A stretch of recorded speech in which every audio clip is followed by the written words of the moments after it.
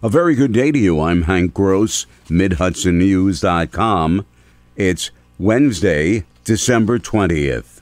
The news today brought to you by the Galleria at Crystal Run. Ulster County Supreme Court Justice Richard Mott has ordered County Executive Jen Metzger to comply with Comptroller March Gallagher's subpoena seeking documents related to the Burt Gulnick internal investigation and related corporate hotline logs. Metzger had refused to turn over the documents, citing their confidentiality. But on Tuesday, the justice ruled Metzger must turn over the documents by 4 p.m. on this Friday. Mott found that the county charter grants the comptroller broad authority to issue subpoenas, and that she was well within her authority to issue the subpoenas seeking the Gulnick documents. Responding to the court decision and order, Metzger says she appreciates what she called the clarity provided by the judge with respect to the authority and obligations of the Ulster County Comptroller. Dutchess County Supreme Court Justice Maria Rosa has ruled in the county's favor, restraining the City of New York from transporting homeless persons to any hotel or other facility for overnight rentals in the county. County Executive William O'Neill reacted to the justice's decision. I think it was the right decision. I applaud Judge Rosa for her wise and thoughtful consideration. The case went through a number of rulings, and on December 13th, Justice Rosa ruled that New York's transport of migrants to Dutchess, an attempt to operate a local hotel as a homeless shelter, violated law procedure, was without basis in law, and was arbitrary and capricious and an abuse of discretion. The fire department doors rolled up and Port Authority police pipers led a contingent of firefighters, including a reluctant hero, Kevin Columba, into the Warwick Firehouse on Tuesday. The firefighters had gathered to see Senator James Skoufis present Columba with a Liberty Medal for his bravery in saving 3 persons in a 2-vehicle accident on October 30th on Route 17A in Tuxedo.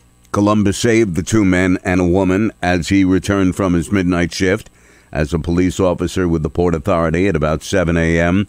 The car and pickup truck started to burn after colliding. All 3 are alive thanks to Columba's quick response. Columba, a captain with the Warwick Fire Department, said he was just doing what he was trained to do. I think there's people we lost in the past, whether it's 9/11, those out in the field protecting our freedoms, those are heroes to me, not me.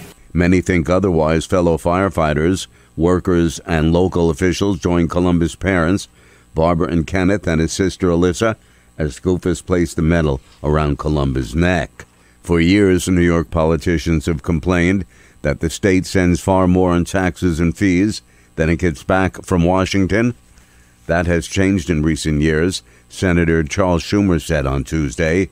Senator Moynihan used to decry the fact that New York always sent more money to Washington than it got back. For these last 2 years, for the first time in history, because of my role as majority leader, but also because of my role of visiting every county, New York got more money back than we sent. Every year, Schumer makes a point of visiting all 62 counties in the state at least once every year, and 2023 was no exception. More news right after this. Find over 100 retailers allowing you to spend hours shopping safely at the Galleria at Crystal Run. Enjoy the big brands and the diverse selection of family-owned stores all in one location. The Galleria at Crystal Run offers dining options for everyone with Fuji, 110 Grill, Allen's Mediterranean Grill, and Peru Cuisine. Discover the Mid-Hudson Valley's premier shopping, dining, and entertainment destination, the Galleria at Crystal Run. For more information, follow us on Instagram, Facebook, or visit GalleriaCrystalRun.com.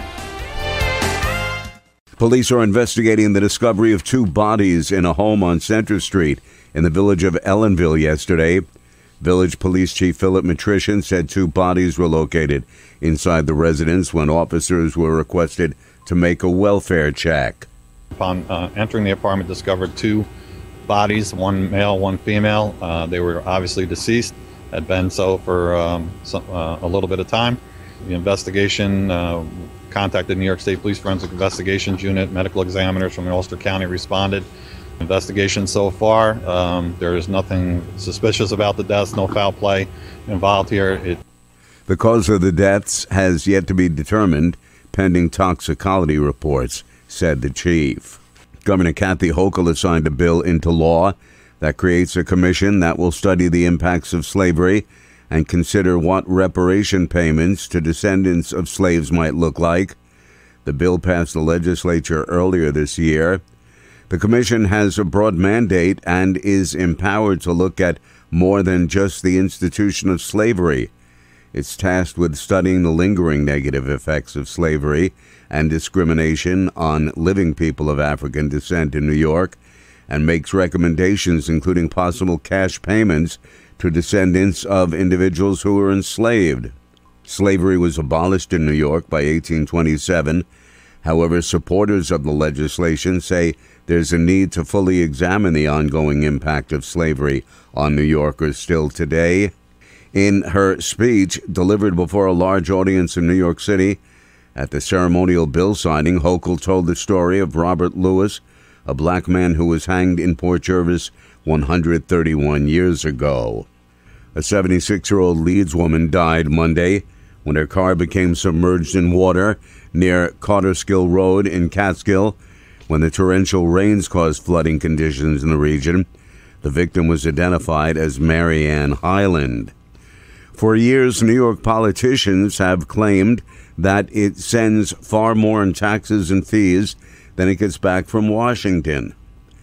That has changed in recent years, Senator Charles Schumer said yesterday. Senator Moynihan used to decry the fact that New York always sent more money to Washington than it got back.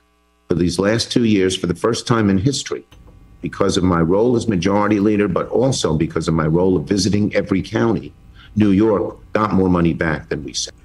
Every year, Schumer makes a point of visiting all 62 counties in the state at least once, and 2023 was no exception. Governor Kathy Hochul signed a bill into law that creates a commission that will study the impacts of slavery and consider what reparation payments to descendants of slaves might look like. The bill passed the legislature earlier this year and included a handful of Republican supporters, but was among the more controversial items of the past legislative session. I'm Hank Gross, MidHudsonNews.com. The news today brought to you by the Galleria at Crystal Run.